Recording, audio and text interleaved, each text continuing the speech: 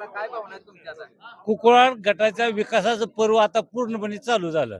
आता याच्या अगोदर विकासाचा जयकुमार गोरे भाऊ यांच्या माध्यमातून कुकुळवाड गट आहे का नाही पूर्णपणे विकास झाला, पण राहिलेला विकास हा जयकुमार गोरे यांचा भाऊ म्हणजे भाऊ आम्ही म्हणणार नाही, आमचा मिनी मंत्री आहे. अरुण गोरे म्हणजे आमचा मिनी मंत्री आहे. त्यामुळे कुकुळवाड गटाचा विकास हा महाराष्ट्रातलं एक नंबरचा कुकुळवाड गट होणार यांच्या माध्यमातून. जातीय समीकरण काय राहतील? जाती समीकरण कोणी कोणी काही बोलू शकतं, कारण ज्याला ही करायचं आहे, मतदान घ्यायचं आहे, त्यासाठी तो जातीवादाचा मुद्दा कोणी उभं करू शकतो. इथं जातीवादाचा मुद्दा नाही, इथं विकासाचा मुद्दा आहे. विकासाच्या मुद्द्यावर आमचा कुकुळवाड गटातला मराठा समाज हा कुठलाही उमेदवार जयकुमार गोरे यांनी दिला तर आम्ही त्याला मतदान पूर्णपणे करणारच आहोत.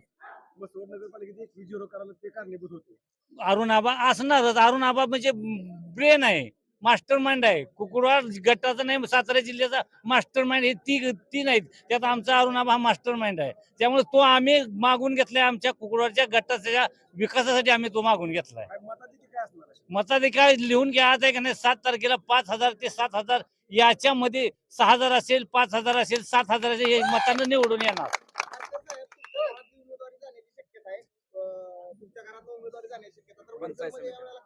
आमच्या घरातली उमेदवारी जाणारच नाही. कुकुळवाडचं उमेदवारी किंवा वर्धेची उमेदवारी हा विषयच नाही. फक्त उमेदवार कोण आहे, कमळ हा चित्र ही उमेदवारी आहे. त्यामुळे कोण आहे हा आमचा विषय नाही, उमेदवार कोण आहे हा विषय नाही. फक्त कमळ हा चिन्ह हाच आमचा उमेदवार आहे. आणि आमच्या वडजल गावात आहे का ना, पूर्णपणे कुणी काय सांगू द्या, 100% आम्ही गेल्यापेक्षा 80% वडजल गाव 1 नंबरवर नेऊ.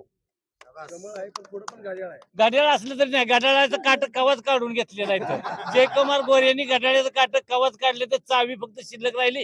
चावी देखील ह्या टायमिंगला राहणार नाही. आणि आता फक्त शोचं म्हणून बारक्या पोरासनी 10 रुपये किंमत झाली, 10 रुपयेच घड्याळ मिळणार आहे.